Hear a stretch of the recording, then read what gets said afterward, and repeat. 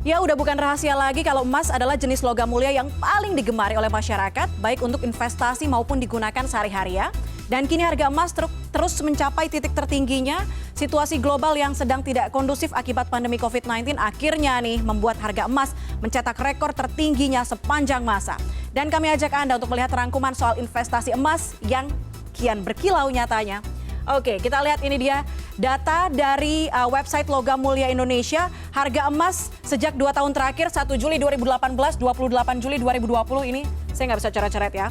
Nah, ini begitu fluktuatif angkanya. Harga emas di Indonesia pernah mencapai titik terendah di 2 tahun terakhir, yakni ini, di tanggal 16 Agustus 2018, di angka Rp645.000 per gramnya, per 1 gram emas. Tapi kalau kita lihat, ini ketika wabah corona, atau berita wabah corona di Wuhan, Tiongkok meledak, harga beli emas di Indonesia variatif harganya bervariasi di kuartal akhir 2019 ya ini. Dari Rp750 sampai dengan Rp780.000 per satuan gram.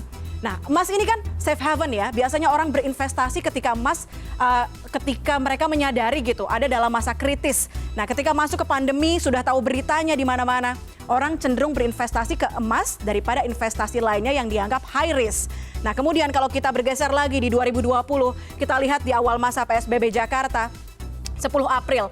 10 April, kemudian di 11 Aprilnya kita lihat harga emas ada di Rp876.000 per 1 gram. Kemudian di 11 April ini Rp960.000 naik, kemudian sempat turun di Rp876.000 per 1 gramnya pada 8 Juni. Mungkin ada kemungkinan karena kebiasaan baru dimulai, orang juga mulai melepas kepemilikan emasnya.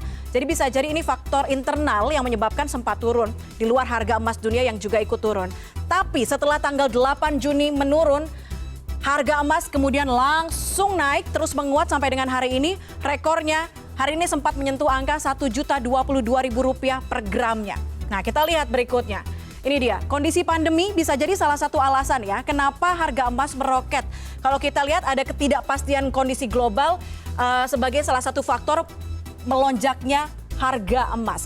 Emas ini dipilih ketika ekonomi diprediksi bergejolak atau krisis ekonomi akan terjadi. Kemudian kalau kita lihat faktor eksternal selanjutnya, berbagai negara ramai-ramai mengeluarkan stimulus di tengah pandemi, ada lockdown, kemudian ada stimulus ya. Angkanya bahkan fantastis, Uni Eropa mengeluarkan sekitar 12 triliun rupiah.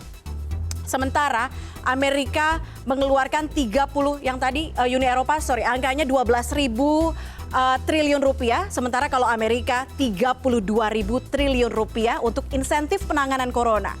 Kemudian faktor eksternal lainnya, kalau kita lihat ini selalu jadi yang di-highlight, selalu jadi sorotan ya, adalah hubungan Amerika Serikat dan juga Tiongkok yang kembali menghangat, yang kemudian berdampak pada perang dagang.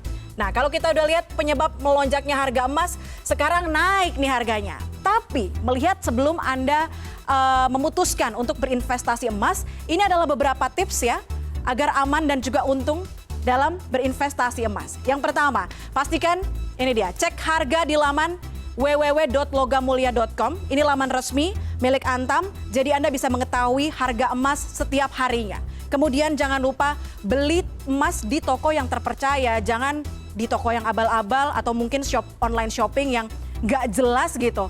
Jangan ya. Kemudian selanjutnya, tips selanjutnya adalah jangan buka kemasan. Jadi kalau Anda beli Logam Mulia nih biasanya ada kemasannya yang nempel gitu ya sama mereka, sama emas itu.